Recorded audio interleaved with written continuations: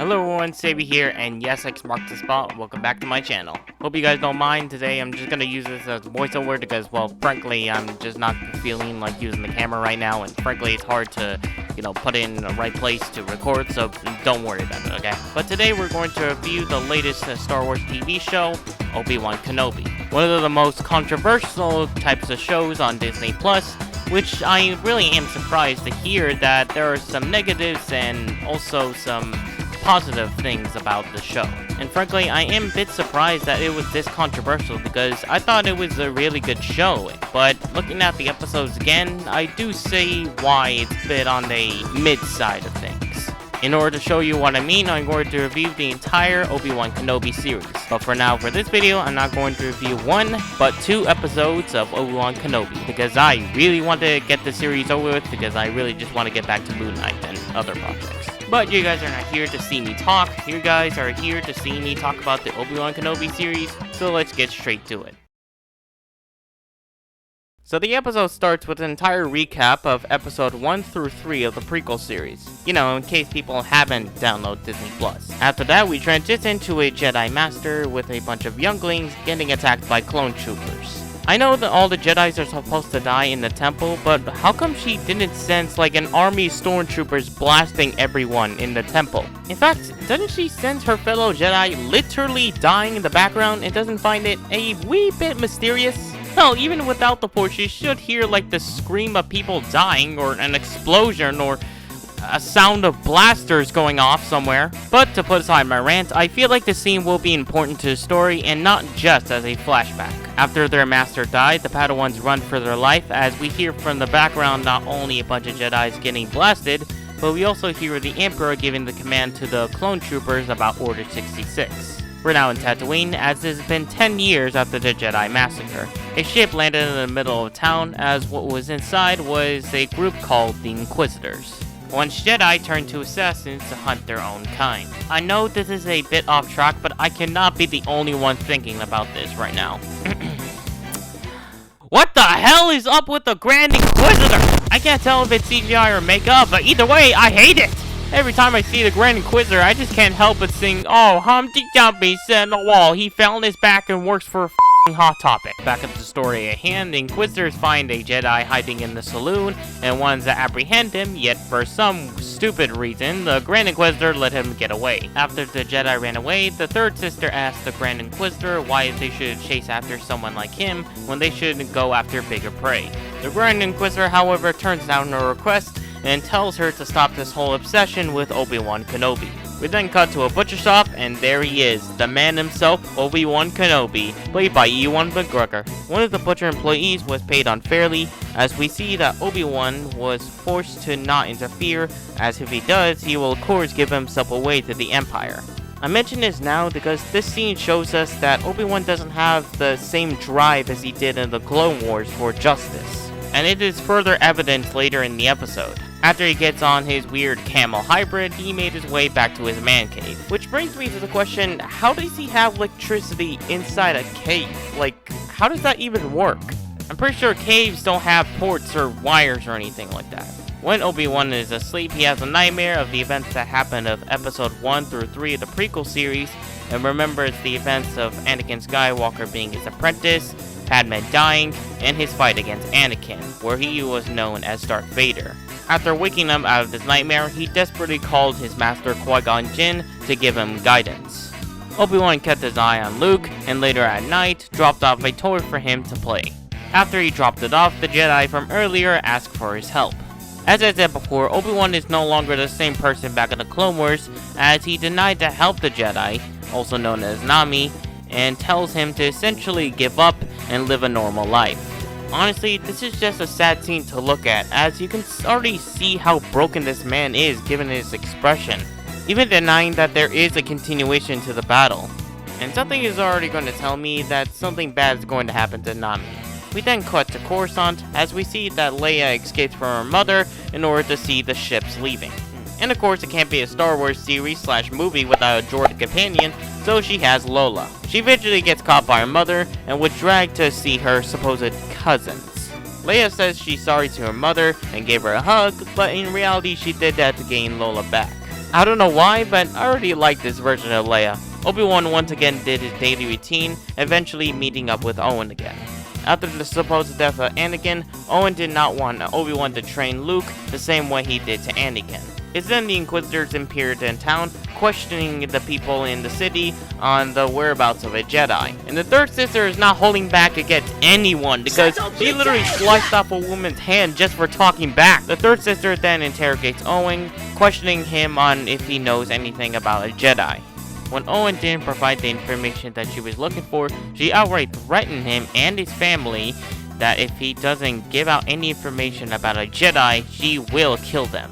And it looks like Owen was about to give in until the other Inquisitors show a picture of the guy they were looking for. And just from the scene alone, Owen has earned my respect. This man is just a simple farmer against a Sith Lord, yet he has a face of a man who is ready to go down with anything that's going to happen to him. After the third sister's confrontation with the other Inquisitor, it seems like she will do anything in order to get near Kenobi. We are now back at Alderaan, and Leia and her family are having a party with their cousin. After Leia's cousins talk smack about her not being an Admiral Organa, Leia just put her foot down and lay it down on him. Shut your pasty chicken bone Google Chrome no home flip phone disowned ice cream cone garden no metronome dimendome demone dome final chrome Nice. Bill decided to have a little chat with Leia after her recent action, explained to her how he was around her age, he wanted to live way past Cathode, and how his plans changed after he got older and decided to went after his mother. He tried to reassure Leia that despite her not wanting to be a senator, that just proves the probability of being a great one, and tells her that she is a real Organa, and to him, she is his real daughter. I mean, I think we all know that's a very big lie, and I think even Leia even knows it, but either way, this is a very cute scene. Leia managed to escape from the palace, but soon regretted it as a bunch of grunts tried to kidnap her. And apparently, we're now suddenly in a cartoon, because what the hell was this chase scene? Because, I don't know, this chase scene they just look so stupid, like trying to chase Leia. Anyways, after that ridiculous chase scene, they managed to kidnap Leia, and after hearing the news of what happened to her daughter, Bail and her wife decided to call Obi-Wan. Obi-Wan tells them that he doesn't think he can do this because it's been 10 years and he hasn't been training that much, and he needs to protect Luke as well. And now coming to think of it, if it has been a whole decade since he trained, then how exactly did he plan on protecting Luke from the Empire? Like, what if the Inquisitors found out that Luke was, like, Force sensitive? Like, how did he plan on protecting him against, like, 3 Inquisitors who's been well trained in the Force? I know it's Obi-Wan's whole character arc about him relearning the Force and, learning from his mistakes and all that, but, I just can't ignore the facts here. Bail tries to convince Obi-Wan that Leia is just as important as Luke and tries to convince him to save her, but Obi-Wan declines and apologizes that he can't do it because he's not the man he used to be. Obi-Wan once again does his daily routine, finishing his butcher job and grabbing some meat and heading to the taxi. It was then that Obi-Wan reached the city as he sees the Jedi from earlier hung by a rope, most likely caught and killed by the Inquisitors. When Obi-Wan reaches inside his man cave, he sees that Bail was already there. He once again tries to convince Obi-Wan to save Leia, and despite him making mistakes, he tells him that it's all in the past and he needs to move on. He may not be able to save Anakin, but he can save her. There is no one he can trust more than him, and asks him for one last fight, and that seems to be enough to convince Obi-Wan. Leia tries to escape from the kidnappers by using her droid Lola, who apparently has a built-in saw, but eventually was caught. Obi-Wan, now in the middle of the desert, began to dug up his old lightsaber along with Anakin's. Contrasting to this scene, we see the grunts talking to the third sister, as this was all a setup to get close to Kenobi by kidnapping Princess Leia. Obi-Wan then gets a ticket to the ship so that he can make his way to Daiyu in order to save Leia's life. The episode begins when the ship landed on the planet Daiyu and Obi-Wan searching for Leia. While on the planet, Obi-Wan got to meet a homeless clone trooper, which if you guys don't know in the lore of Star Wars, the Empire retired all the clones and replaced them with different people. Honestly, that's pretty sad to see. Obi-Wan then meets up with a kid named Jaco, telling him that there's a Jedi around this planet that helps people. But as it turns out, when Obi-Wan found the guy that the kid was referring to, named Haja, he's actually not a Jedi, but a big scammer.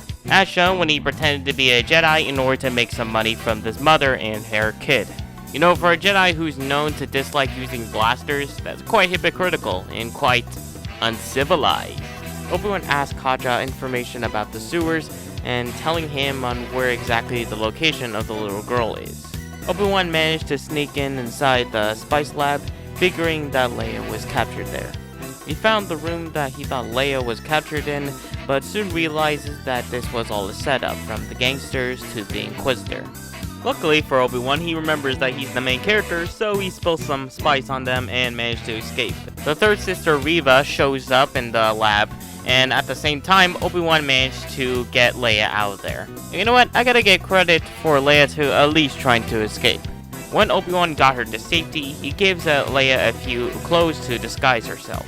Well, Leia, being the curious child that she is, wonders if Obi-Wan is actually a Jedi. It has only been, 2 minutes of her screen time in this episode, and she already has a somewhat bratty yet dense personality. And honestly, I'm in all of it. Reva unfortunately has some bad news on her hands when she gets approached by the Grand Inquisitor. I just noticed this, but I think they improved on the makeup on the Grand Inquisitor, and while I do appreciate it a little bit, especially with the whole yellow eyes thing, I don't know, I just don't like it. I don't know why. So the Grand Inquisitor wasn't exactly delighted on the fact that one of his subordinates decided to kidnap Base Senator's daughter, and as for punishment, he will take the case of capturing Obi-Wan Kenobi. Reva states that she brought Obi-Wan here and she will be the one that will bring him in. But despite this claim that she's made to herself, the Grand Inquisitor commands her to stand down and will secure the city to find him. Right after the Grand Inquisitor leaves, Reva decided to put a bounty on Obi-Wan's head and hire any other bounty hunter in the city in order to find him. Meanwhile, Obi-Wan is having trouble dealing with Leia, asking way too many questions about him being an actual Jedi. And man, I can tell that Leia is giving Obi-Wan the biggest headache ever. Like father, like daughter, I guess. Also kind of amazed on the fact that Leia's this intelligent despite her being a 10-year-old. Even pointing out that Leia doesn't sound like a 10-year-old, the same way that Leia pointed out that Ben doesn't sound like a Jedi name. The point I'm trying to make here is that they make up for a pretty good duo between Obi-Wan's tired, yet very overprotectiveness of Leia, and Leia's bratty, yet very unusual high intelligence. They also did a pretty good job mixing between comedy and also the sweet moments. I mean, it's not Mando and Grogu level, but it's still pretty good. Anyways, Obi-Wan soon realizes that he has a bounty in his head, and people are bound to search for him. But he's not the only one that's searching for him, as the Grand Inquisitor is also aware of this, as well as Haja. When Obi-Wan knocks out one of the bounty hunters searching for him, Leia was able to see his face on the bounty hunter's watch, and assumed that Obi-Wan is a wanted criminal and is one of the kidnappers that brought her to this planet. A very long and extended chase scene then ensues as Obi-Wan tries to get Leia back while bounty hunters are blasting at him and Reva trying to catch up to Obi-Wan. Leia then falls off the roof as we see a very tense scene where Obi-Wan tries to reconnect with the Force in order to save Leia's life. Luckily for him, he was able to reconnect on time and was able to make Leia float before she hits the ground. So after Leia sees a full demonstration of using the Force, he was able to trust Obi-Wan again and believe he's actually a Jedi. Quick side note, although this scene made Leia look like a brat, it does make sense on why she ran because, well, she's a child and, well, she doesn't understand what's going on around the galaxy. So when I first saw it, I thought Leia was annoying, but looking back on it now, it does make sense. Obi-Wan attempts to take Leia transport off this planet, but the entrance was guarded by stormtroopers and inquisitors. A bounty hunter found the duo, but was quickly killed by Haja. Haja wants to help the duo and tells them that there is a fully automated cargo port in order for them to escape off the planet. And the reason why he wants to help them is because he knows his name, and turns out he's some sort of Obi-Wan Kenobi fanboy or something. Haja gives Kenobi the coordinates to the cargo bay and attempts to give him as much time as he can, while the Grand Egghead killed one of Reva's grunts with his pinwheel lightsaber. Speaking of Reva, after she's done with her parkour challenge, she went into Haja, and seeing him pretending to be a Jedi in order to distract Reva, well, Reva just kicked the living shit out of this man. It was a pretty funny scene to look at, honestly. Reva used the Force to read Haja's mind and found the exact location of where they are, the exact same time on when Obi-Wan and Leia found the cargo bay. While there, Obi-Wan still has suspicion over Haja, thinking that this might be a setup. For Leia's response, she reminds Obi-Wan of all the events that happened today and decided that if there's an opportunity to trust someone, it should be now. Obi-Wan's reaction to Leia's stubbornness and fearlessness made him remember Padme. Reva eventually caught up to both of them, and Obi-Wan tells Leia to go to the cargo bay while he attempts to fight Reva. Unfortunately for Obi-Wan, he has to hide in the shadows due to his lack of training for over the past 10 years. While trying to find Obi-Wan, Reva reveals the most shocking news to Obi-Wan ever, on the fact that Lord Vader is looking for him. Anakin Skywalker is still alive. As if right on time, the Grand Inquisitor interferes with Reva's search and tells her to step aside. And apparently I was right for calling the Grand Inquisitor an egghead, because the thing is, he forgot he can sense things and got stabbed by Reva. So you know, that guy's dead. Obi-Wan got right in time into the cargo bay and escaped from Reva. Leia asks what's wrong with Obi-Wan as the camera zooms in on Obi-Wan's horrified face, knowing that his old apprentice is alive. And shakingly is said his name, Anakin. After saying his name, the scene then transitions to Darth Vader in the bathing tank with his eyes fury with rage for Obi-Wan.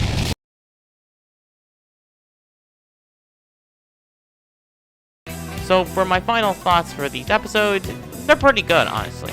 For episode 1, although it did not have as much action as episode 2, and it's basically an entire recap story, I thought it was pretty good on its own, because it helped to show us that characters that's going to be important to the plot, and also showing us on how Obi-Wan is doing today, and also the introduction to Obi-Wan's story arc. I had to give props to the actor who was playing Leia, as she did an exceptional job showing off that same similar personality as the Leia we know from The New Hope, as well as showing us a new side of Leia that we never got to see before, as she's showing off similar traits to Luke.